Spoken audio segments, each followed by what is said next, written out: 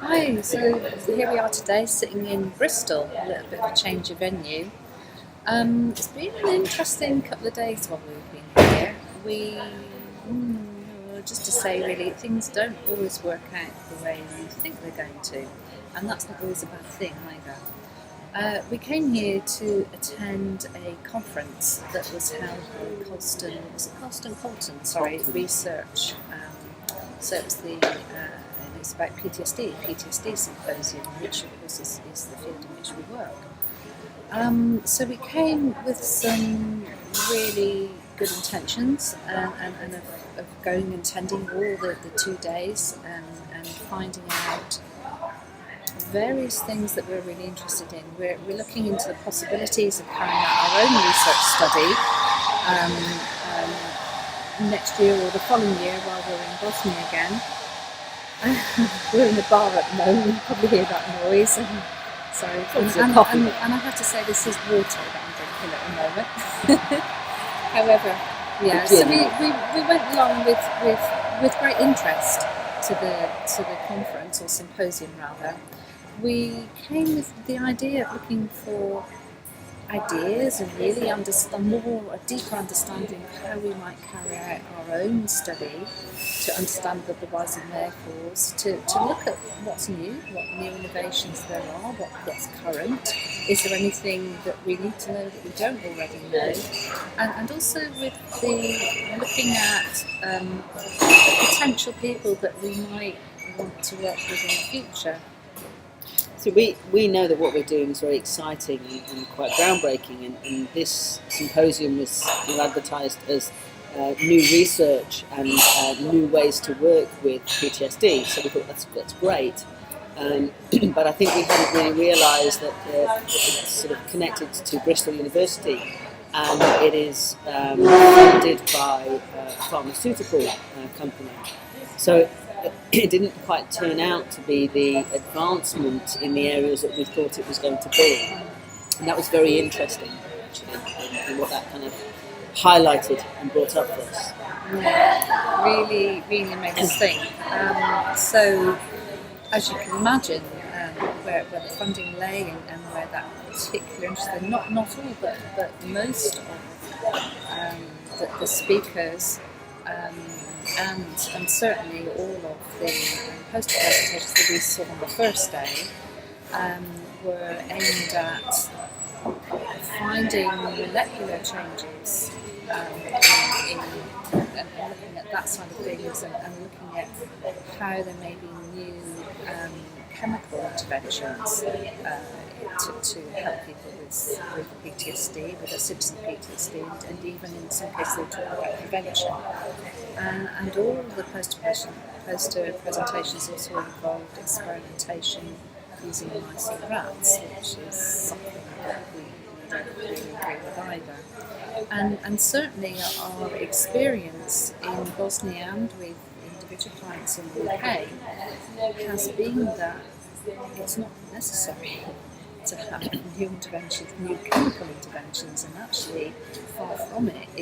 There is a need perhaps to have less of a reliance on medication and use other means to help and support people, enable them, empower them to be able to self-regulate and to be able to live in the present and feel safe in the present moment in order to be able to move forward from the past in whatever way is right for them, or certainly ways that we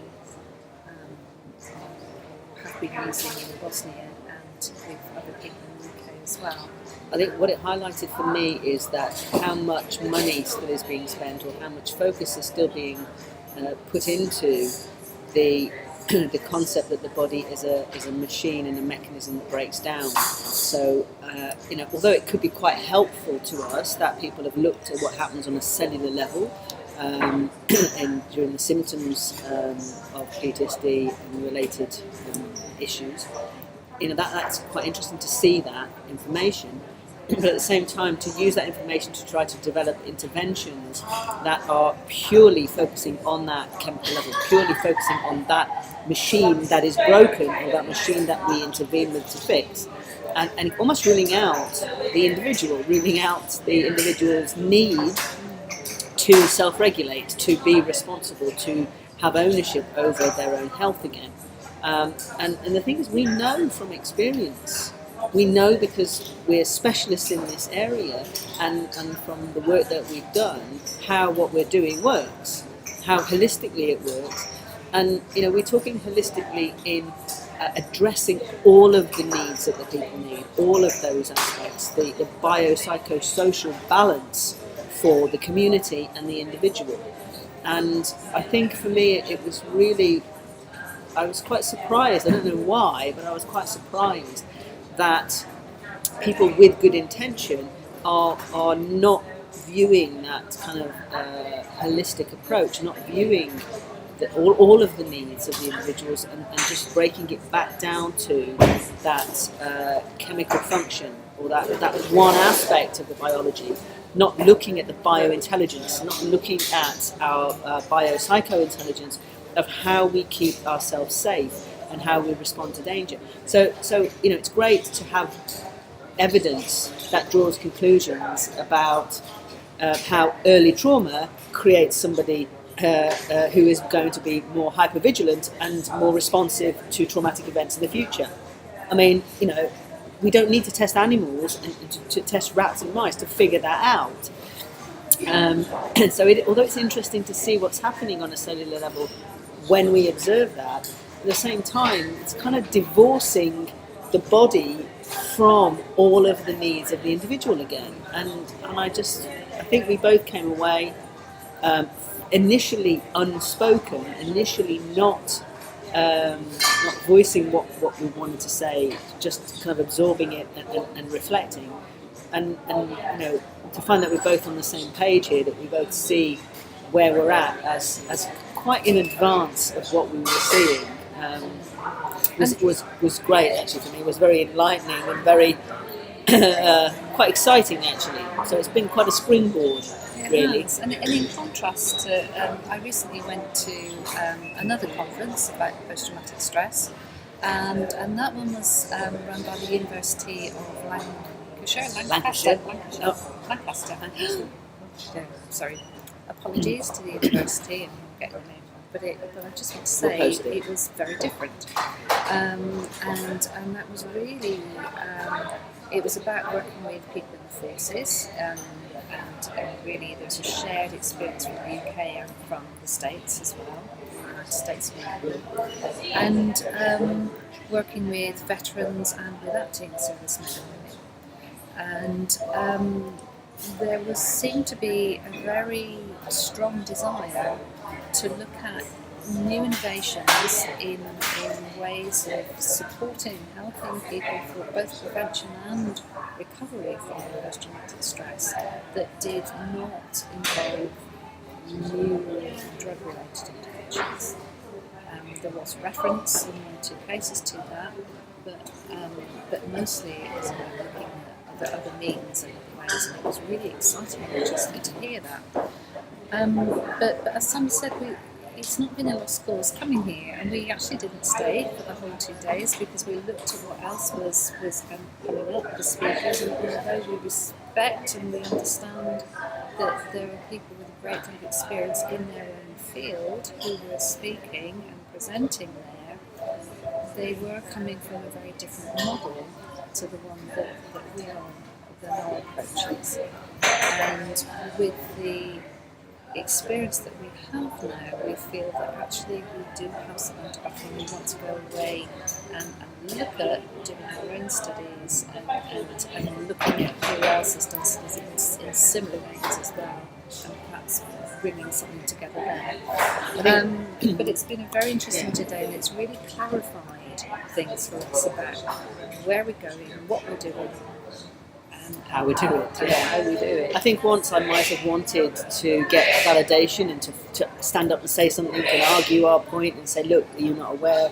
And there's this going on, and there's these techniques, and there's all this, and neither of us felt the need to do that. We just realised what we're doing is very important, what we're doing is very significant, and it works. So the way is it Buckminster Fuller that says, don't criticise the old way, just build a new way and make the old one.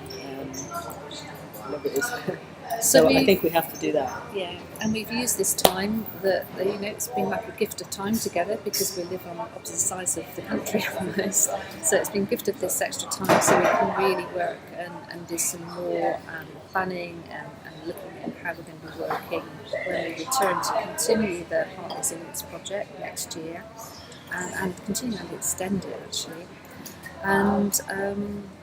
And it goes time as well to revisit some of the testimonials we had from the previous 2 visits over there, and made us realise actually there is something special about this, and we're really listening to people, and they're telling us what they want, and how they want to do things. And so we're listening to them, we're hearing them, and taking on board what they're saying, and responding in a way that's appropriate for them, and with their wishes very much at heart.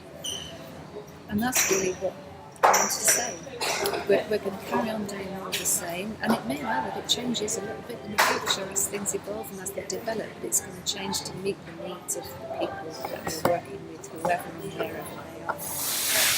And that's paramount for us. So yeah, I think the next step for us now is to look at how we work more professionally in terms of recording what we're doing and documenting what we're doing and creating our own body of evidence and research.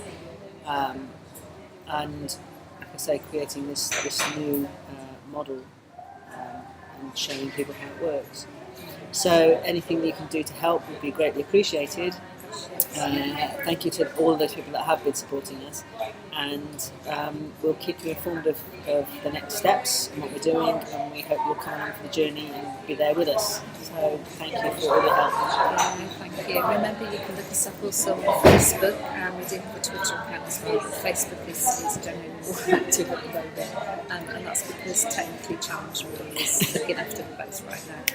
But but thank you for all your support, and exciting journey ahead. So I look forward to sharing it with you. So bye from Bristol. Yeah, bye for now.